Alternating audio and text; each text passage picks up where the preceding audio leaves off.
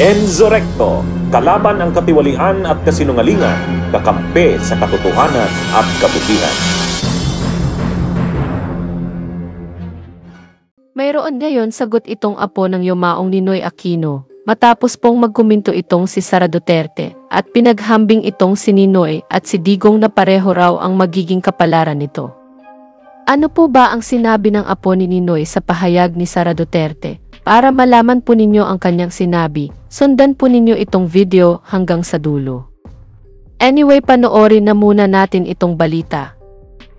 Bumwelta ang Malacanang sa pahayag ni Vice President Sara Duterte matapos nitong ihalin tulad ang kanyang amang si dating Pangulong Rodrigo Duterte sa yumaong si Ninoy Aquino kapag bumalik umano ito sa Pilipinas. Press Officer Undersecretary Claire Castro, hindi naman daw tama ang pagkukumparang iyan.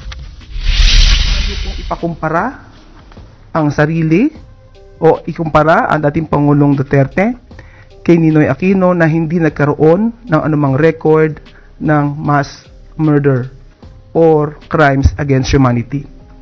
Mas ninais po ni dating Pangulong Duterte na ikumpara ang sarili niya kay Hitler. Meron po siyang sinabi mismo, at least if Germany had Hitler, the Philippines would have me. Kahapon ang sabihin ni VP Sara yan sa harap ng supporters ng pamilya Duterte sa The Hague, Netherlands. Tinanong daw kasi siya ng kanyang ama kung kailan siya makakauwi ng bansa. Biko, yung kagustuhan mo na umuwi, yan din yung katapusan ng buhay mo. Magiging Ninoy Aquino Junior ka. At sinabi niya sa akin, sabi niya, kung ganyan ang kapalaran ko, then so be it. Basta lang mauwi ako sa Pilipinas. Yan mga kabunyog, narinig po natin itong nasabing balita. Ngayon pakinggan naman natin itong sinabi ng apo ni Ninoy dito sa pahayag ni Sara Duterte. Ngayon i-welcome natin si Kiko Aquino D. Apo po ni ex-President Corazon Aquino at dating Senador Ninoy Aquino. Yeah. Hi Kiko, good morning! Good morning! Magandang umaga po, Sir Alvin, Ma'am Doris. Magandang umaga din po sa mga nakikinig. Tsaka ano po, medyo na-appreciate ko din naman po yung advice ni Ma'am Doris. May pangatlong pahayag si Vice Presidente Sara Duterte. Gusto mo ba ganun lang? One-liner? Ew!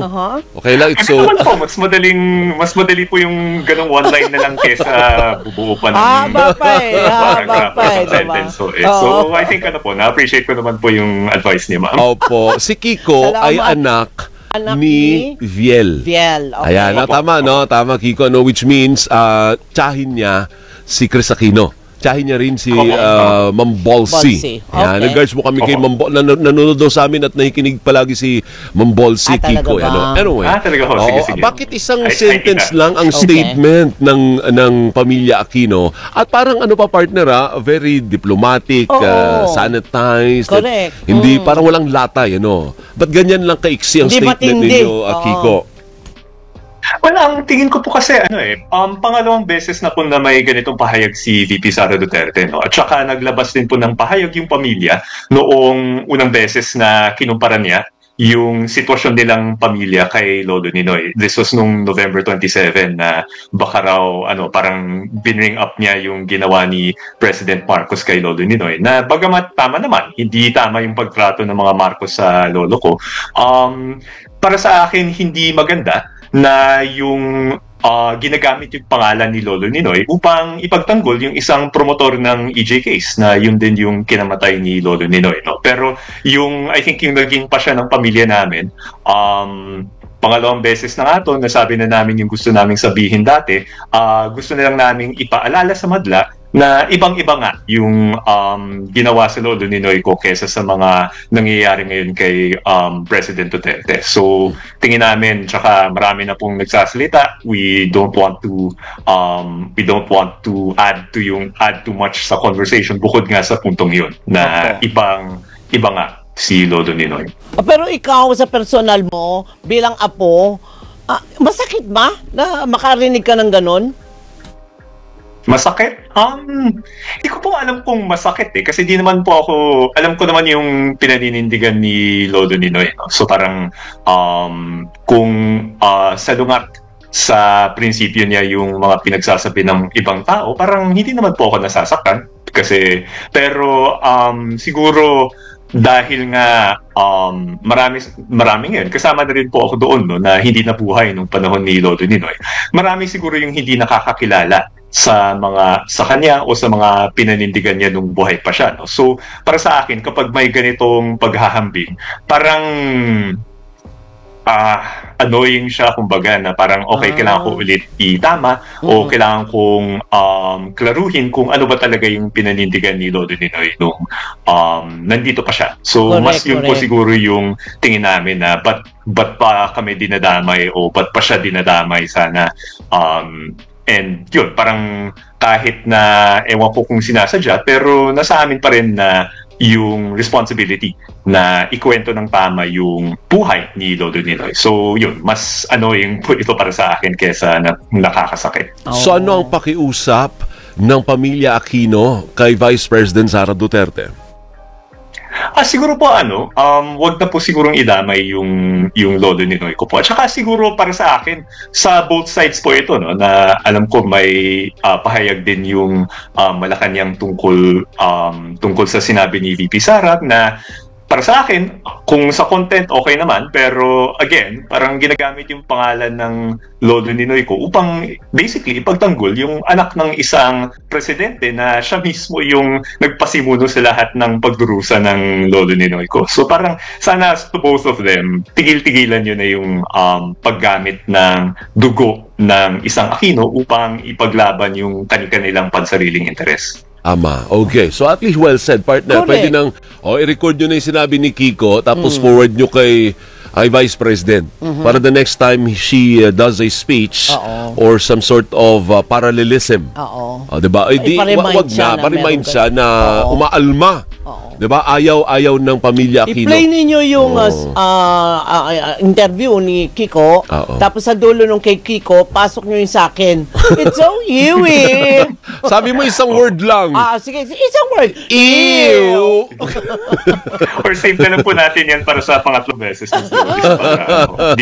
Di na rin po kami mag-effort masyado na magsalita. Okay, thank you. Oh, by the way, as a background lang, Kiko, are you into politics? Tumatakbo ka ba for any position in the upcoming elections or hindi ka kasali sa politika? Wala naman po. Siyempre, nakikilahok ako sa kampanya para sa mga kandidato na sinusuportahan ko po. Pero ako mismo, wala po akong interest na maging kandidato. Medyo, kita niyo po naman na kahit na patay na yung isang kandidato ay dinadamay pa rin yung pangalan niya sa politika. So medyo hindi rin po ata yun yung gusto kong mangyari sa buhay ko. So among the members of the Aquino clan, ikaw yung parang mas politically inclined. Ikaw yung nagmana sa lolo mo. Taga-suporta. I wouldn't say that naman po. Para, kumbaga, kung may minanaman na ako kay Lolo Ninoy, baka yung konting kapal na mukha na ×2 po lang po na kaya ko pong magsalita in public. Pero siguro po mas, yun po, parang in the end, kung pag-aaralan natin yung kasaysayan, yung kwento ni Lolo Ninoy, Lola Cory, pati kay Tito Noy, sobrang daming pinagdaanan nila, no? Tsaka siguro, bagamat humahanga talaga ako sa mga kinaya nilang gawin, nakikita ko naman na hindi ko wala akong ganong level ng perseverance, kumbaga, na humarap sa ganong paghihirap. So, nalimutan ko. It's better na hindi po ako pumasok sa ganyan. And then nalimutan ko si Bam. Bam Aquino. So, si Bam Aquino, ano mo si Bam Aquino? Siya po yung pinsan ng nanay ko, so tito ko po siya. Pero pinsan ng nanay. Direct na tito. Pinsan ng nanay. Kaninong anak ba si Bam Aquino? Kay Boots Aquino? Kay Lolo Paul. So si Lolo Paul ay yung pinakabatang brother ni Lolo Ninoy. Di kapatid nga ni na Boots. Boots Aquino, di ba? Former Senator Boots Aquino. Ayun. So magkakamag-anak sila. Kiko, anong profession mo? Tsaka syempre, sumasama naman din po tayo sa kampanya ni Tito Bam. Tsaka bilib na bilib naman ako. Naniniwala naman po ako na especially in Na, terms ano of siya, kung sino yung karapat-dapat. nasa Senado ngayon. Okay. Sobrang Okay. laking improvement yung mangyayari sa ating Senado kung makakasama muli doon si Tito Bam. So, syempre, sumasama din po tayo sa campaign niya. Tsaka sa ibang mga kandidato din po na I think kasundo natin in terms of principles nila. May tanong si Doris, ang tanong mo? Ang tanong ko, ano ang profession mo? At Kiko, Ano ka ba? Secretary ng DOTR yan? si Vince Dizon Si yun! Vince ba yun? Kamukha mo si Vince Parang Dizon, naman, Kiko. Medyo, kawawa naman po ata si Sir Vince na napagkamalan po siya sa akin. Pero ano po, Uig so sila. executive director po ako ng Ninoy and Cory Aquino Foundation. So ako po siguro yung naatasan ng pamilya na mag-alaga sa sa kwento basically ni na Tama Lolo yan. Ninoy, Lola Cory at Tito Noy. Tama. Tsaka part-time lecturer din po ako sa UP Diliman. Nagtuturo po ako ng nagtuturo political siya. science. Oo. Actually, yun po yung ihahabol ko mamayang 8:30. Ayun, meron pa siyang political ano, okay, science. oo. Anong nag-graduate ka ng AV Pol Sci? Yes po, sa UP Diliman, may masters din po sa Poli-Sci. Naku, kaya naman ang partner, daming ito din, magpapasok kayo sa Oo. politika. I mean, may Eh, chance ang pumasok sa politika. Meron. Pero Thank you. ang At a lawyer. pinakamahalagang nagte-text ang dami, Kiko, single ka pa raw ba? Sino naman yung nagtete? Ikaw lang atang gustong magtanong. Mukhang ako nga yata. Sige na. Pero Sir Alvin, baka parang medyo ingat-ingat po tayo. Pinagkakamalan na fake news yung media ngayon, di ba? So parang ilang beses ko na rin po sinabi na hindi po ako interested sa electoral office. Ayun. So sana, But yun po yung gusto ko pong i-emphasize. You never say never. If the opportunity merong mga arise, Kasi may yung ganun. ugali ng yun yung ugali ng Lola Cory ko, pero napapasok din siya. Exactly. Exactly my point. Matuto po tayo sa leksyon ng kasaysayan. So kung sinabi ko kung ayoko mangyari, sabihin ko na talaga na never. So, Okay, sige. yun po yung sinasabi ko. Sige, Hindi thank mo you. naman sinagot yung tanong ko, single ka ba? O tumawa lang. Yes po, single po. Ayan, ang mga Thank you. girls, alam Oo. nila. Thank you, Kiko. Maraming salamat Maraming sa'yo. salamat. Bunyog, halikan na kasama ka. Bunyog, kapag buklod ay may pag-asa. Luzon, Visayas, Mindanao, isa ang pananaw. Sa bagong Pilipinas ang bunyog isisigaw. Bunyog.